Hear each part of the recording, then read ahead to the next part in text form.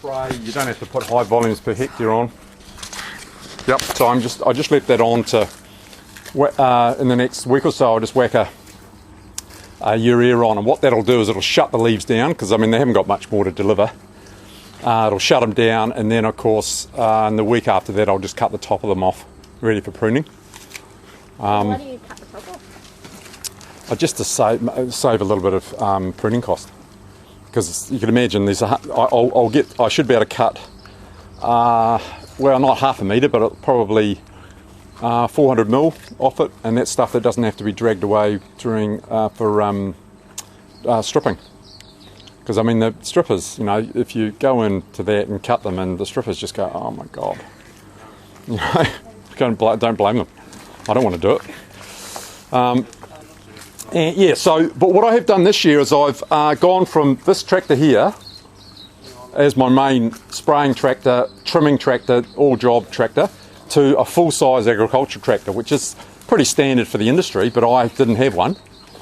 And I must admit, with this increased, particularly January, spraying load and trimming load, and of course lots of trimming because of the canopy structure, it has changed the job. Being above and being able to look down, I've been able to average about a K quicker when I'm trimming, and it's just psychologically a lot better, apart from the fact it's just more comfortable. But look at... Are there cup holders? Yeah, there are actually. There's no coffee machine in it though. But what about pie warmer? What's that, sorry? Pie warmer in the tractor. Yeah, you're right. Yeah. It doesn't look like you're trimming pie. Yeah. What I used to find at the end of January in the New Holland, great tractor, and that's by I've got the net winder on it. I do all the detail nets and things. Could never do it in the big tractor. I used to get to the end of January, I couldn't walk properly, back problems, and you know, trimming and endlessly spraying, jig type thing. Whereas that thing there, yeah, it's actually brilliant. It's actually brilliant. Very economical as well. It's only idling along with the sprayer going full noise. So yeah. Anyway, so the other thing, you know, about that time, probably when I knock the top off the canopy, I'll just put the mower on the back and I'll mow the side as well. Just to clear the all that matter. It's reasonably well lignified to get it underneath the vines.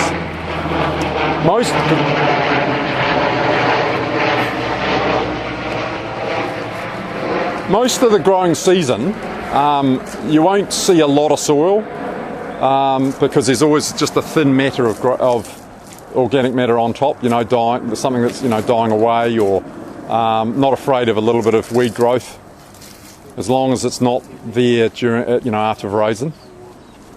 And the reason for that being, you want as much air moving through under the canopy as you can. Well mown, fairly clean under the vines. Air movement, just the same as you would during frost rest period. Yeah. Any questions at all? So think about what you're going to be needing for your assignment. Is there any gaps, holes, further information required? Oh, you've got pretty standard. You've got on the spray program, you've got my water rates. I'm pretty much standard about 315. It's just the way it works out with the tank and my area, and then all the key sprays would be 415. Pretty much that. That's I've got, especially with that little bit of plucking, I've got good wetting in there. Definitely using stickers on those key sprays as well. Spreaders and stickers just to break the water tension. And slow too. Slow, speed wise, normally standard's about 7, just touch over 7, and then the key sprays at 400 will be just over 6. And then when I'm putting these foliars on, just foliars, I'm actually doing 10. 6 and 7 k's an hour. Yes. Yep. And what's your normal harvest time? Like, where would you consider it a early, mid, late block for? About the 15th to 20th. So what is that? Early, mid, or late? That's middle to late. Middle to late, yeah. Depending on the year. That's to do with you wanting it to slow ripen, isn't it? Yep. So So this, yeah. So we were, Our best 7-year-old Yeah. is always by far the latest. Yeah. That's yeah, yeah. What about like maybugs and I've had issues in the past, but not the last 2 years at all. spray any pesticide or? I have, but not the last 2 years. Karate for, but you know, and I wouldn't obviously blanket spray rather. I just put it in my orchard sprayer and just go and blast it around the headlands or around down the road. So you spray only if you see the problem? Yes. You don't do any preventive No, spray? no, only when I see it coming, and it just hasn't happened the last 2 years. And the other thing is my roadsides, as I described, they fly down the road. Yeah. Nice. And so you know that's definitely the issue. It's not around the hedges. Why is it that they just kind of tend to situate themselves around the headlands? The insects, because I've noticed that too. I know in I mean every block's different, but the warmth of the road, in my case, they fly down the road. Right. I think it's where the warmth is, and probably for the same reason the birds are probably maybe scared of the traffic a bit more, and they tend to fly down the rivers, you know, where it's secure, I suppose. And of course, there's more bird hotels for them, of course, you know, around that area. And of course, we've got plenty of bird hotels, you know, with the hedges. But actually, that's the other thing. I'm managing this botrytis thing, and how much difference would it make if I didn't have any shoulder belts? I don't know. Only the fact that when I do, there has been an issue of botrytis. It's through the block. It's not here. It's through the block. It's not around the shoulder belts. So, and in terms of establishment for vines, you know, this is a horticultural principle. This comes back from apple growing days. I mean, it's something that has been lost in the grape industry somehow. I don't know. Your vines will establish infinitely quicker, and you'll get quicker to production with thicker trunks and what have you if you've got shelter. It's a gardening principle. With your shelter belt, though, you have to be careful what you're using, don't you? The trees that you're using. Oh yeah. But I mean, in my case, it was all existing. I mean, you'd never plant Tasman poplars because they're incredible competitors, and Lombardis, which are across the road, they're not bad competitors as well. So actually, on that basis, I haven't made very good decisions. So Do you machine harvest everything? yes. Do you think hand harvesting like your premium grapes would bring the quality up even more? If you went and talked to Claire, is it Claire? And there was a research thing done across the road over about a 3-year period. Plant and food, and they came up with superior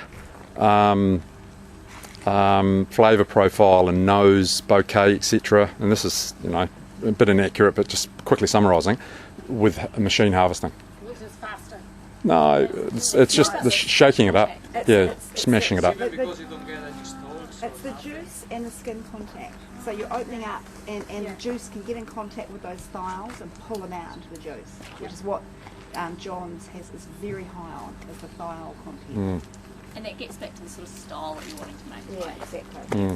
Like it's not one answer. No, absolutely not. Absolutely not. I mean, on that, if you do dig that research up, which obviously won't be hard to do, if you have a look at the graphs, you know, the lower Wairau graph was us, and if you look at the thiols and all those measurements in comparison with the other sites they were using, I mean, they could barely fit ours on because it was so high. Not good, bad, or anything. It's just different. Just different. Exactly. And Certain different style. winemakers and wineries all looking for different things. Yep. And I think I was just saying that to some of the others, this is such a great example of matching your site, the stuff you cannot change, to your winery. Yep. Like, and the style that they want. Like it's, you know. Yep. If I was growing for Pinot Ricard, Yeah. disaster. They'd hate it. They'd hate it. I mean, delegates during the post 08, they turned their back on most of the growers in this sort of area.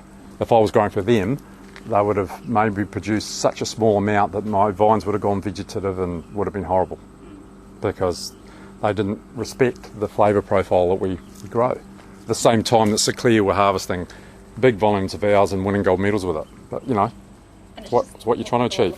Yeah, it's a kind of style. So if we want to try some of yours, if we were going to go and buy a bottle this weekend to try something that he's grown here, what could we get you? It's not available. The closest you get is a black label 15 from Sinclair, but I mean that's only that might be 5% me. The single vineyard stuff, hopefully, later in the year, look for Pioneer 18. Snap block as in snap apples. Snap block, Pioneer 18, but it just hasn't been available for 2 years. I just not happy about that. Gotta have bad years to have the good years. That's right. Well, learning, I've learnt so much.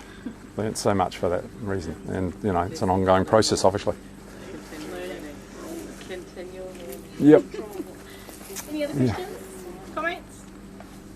Thank you. Thank you so much. This was awesome. Yeah. Pleasure.